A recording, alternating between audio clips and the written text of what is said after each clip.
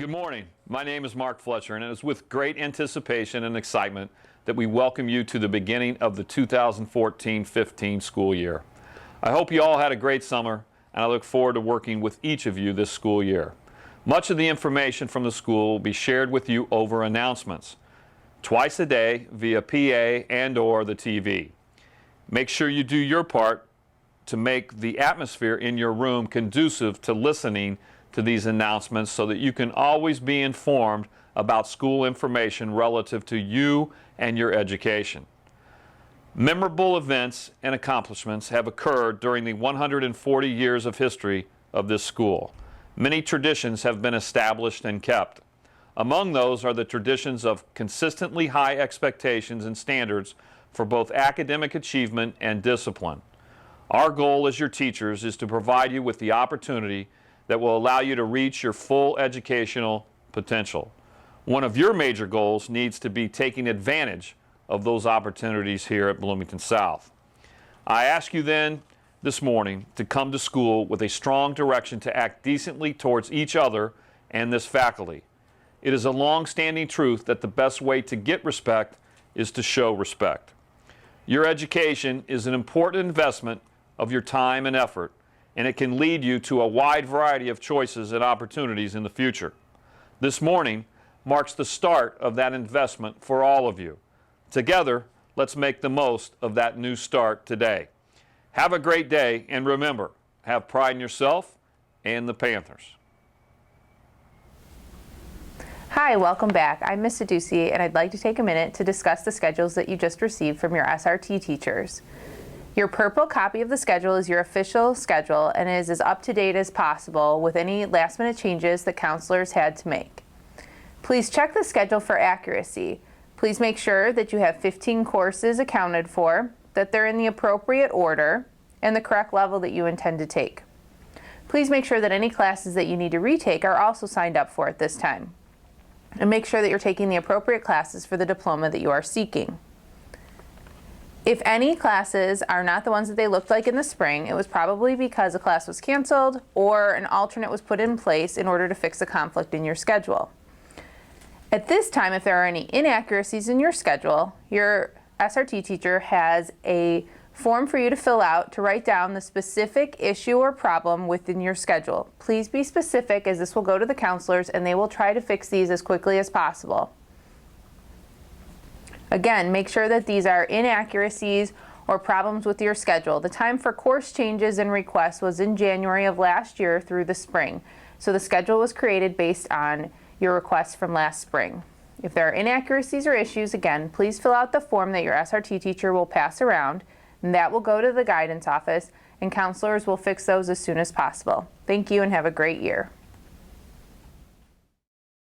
Hi, I'm Mr. True. We're going to talk a little bit about parking here at Bloomington South. If you drive to school, you need to have a parking pass. The way you get a parking pass is you come to the office and pick up one of these two forms. If you're a sophomore, you pick up the pink form. If you're a junior or senior, you're an upperclassman, you pick up the yellow form. We need all kinds of information in this form about your car, what your license plate, and that type of thing, so we know what cars are parked where. But most importantly, we need your parent's signature agreeing to the terms of you being able to park here. And those are all on the back, the rules for parking on the back of these sheets. After you bring this form back, completed with your parent's signature, you take it to Mrs. Whitehead in the bookstore with $5. She will then give you a parking pass that looks like something like one of these, depending on where you're going to park. So, why don't we go outside now and I'll show you where you will be parking. Okay, juniors and seniors, upperclassmen. You probably know this already, but this is where you guys can park. If you have a parking pass, juniors, seniors, that looks like this, you can park in the lot across from the white gym, in the gym parking lot. You can park in the vocational area. You can park in the overflow lot across from the administration building. As a junior or senior, you can park anywhere you want to, even up at Frank Southern, with the exception of the front lot. And we'll talk about the front lot in a little bit. But again, upperclassmen, you can park in the gym lots, the vocational lots, or across the street, or across from the administration building in the overflow lot. Upperclassmen, should you park in the vocational lot here, the area behind the B-wing on the east side, make sure you don't park in the spots marked with a WS for work study. Now the paraeducators who take the kids out to work during the day need these spots open, so do not park where there's a spot that says WS. Should you park in these spots after school, you might come out to your car and it'd be decorated with some nice orange stickers. Okay, sophomores. Sophomores, you may park up in the Frank Southern lots. This is the lot here on the north side of Frank Southern's. You can also park, there's a lot on the south side of Frank Southern. But sophomores, you may only park in the Frank Southern lots, not in the lots where the upperclassmen park. Sophomores, your parking pass looks like this. If you do park in the north lot of Frank Southern, there's one thing you do need to know. You cannot park between these two green signs. Now there's 6 spots that stay reserved for the Frank Southern people at all times. If you do park between those 2 green signs, you will get a ticket. This is the faculty lot. This is where the teachers and the staff park. It is not for students to park. Should you try to park here, your car will be removed. And farther past the faculty lot, you'll see the overflow lot where upperclassmen can park. Now we're going to talk about the front lot. Who gets to park in the front lot? National Honor Society students members of National Honor Society get to park in the front lot. Problem is, we got about 150 National Honor Society students and only about 70 parking spots in the front. So we're going to hold a lottery. If you're lucky enough to be in the National Honor Society and win the lottery, you'll get a parking pass that looks like this. And with that parking pass, you can park in the front lot. And only those students who park in the front lot. Okay? We check that lot regularly. So again, if you're not a National Honor Society student with one of those passes, do not park in the front lot, or you will come out to your car after school and see the orange decorations. Good morning, South, and thank you, Mr. True. I know where to park, and I look forward to seeing you in the parking lot soon. We're going to move on to the student handbook, and you will notice that that is not in your packet of goods this year during SRT. Your handbook is going to be completely online.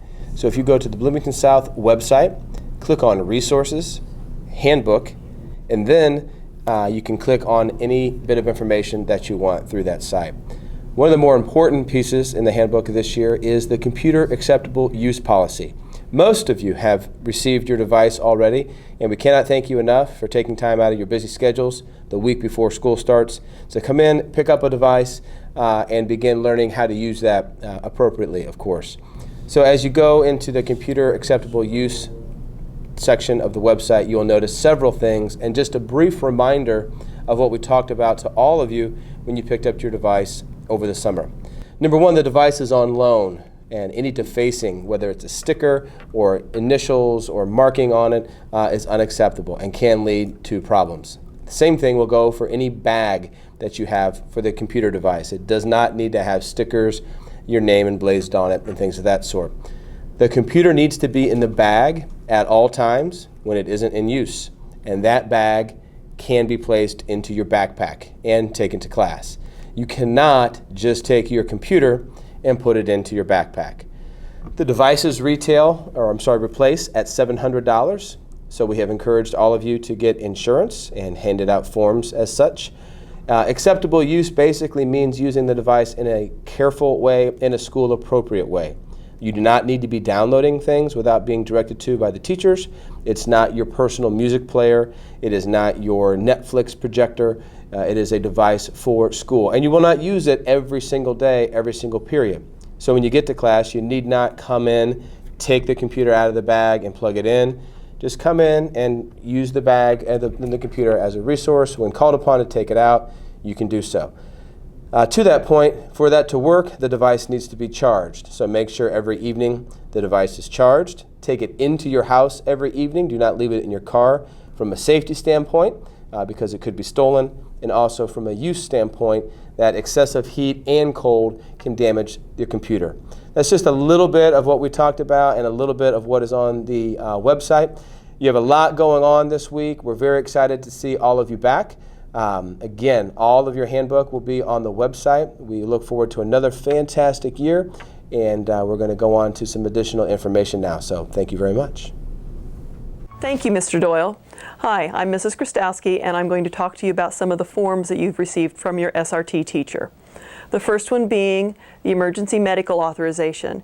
Every student needs to have one of these on file at the school. Many athletes, you will do them with your coaches as well, but we need a main copy that goes into the health office and that we keep in the main office for field trips. So please take this home, have your parents fill it out, and bring it back.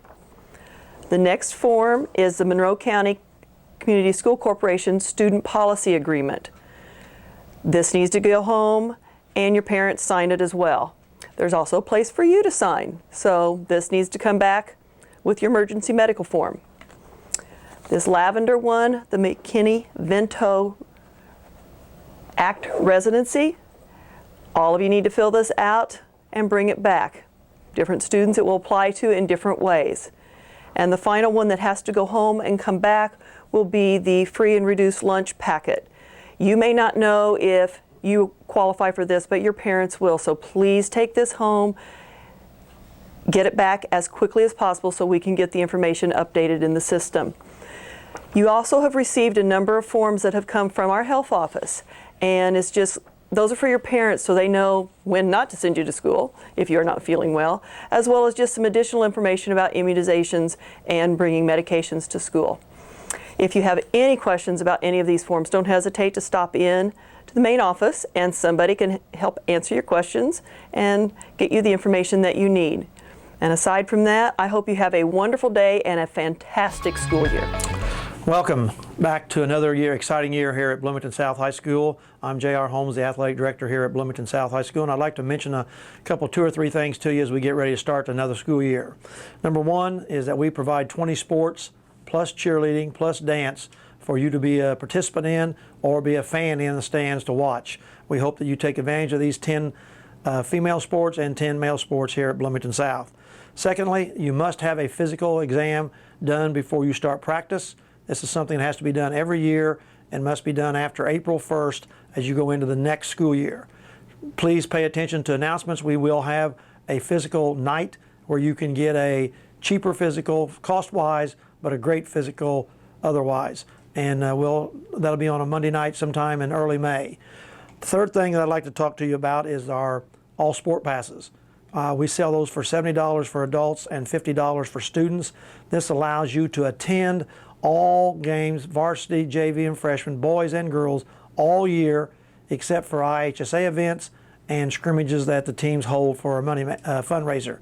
That's really important for you to know that this year because prices have raised at the general mission. All gates will be $5 per person, JV, freshman, and varsity this year. So buy you a sports pass for $50 and you're set for the whole year. Again, welcome back to another exciting school year. Our fall teams have been preparing to have an exciting fall season for us, and so let's go Panthers.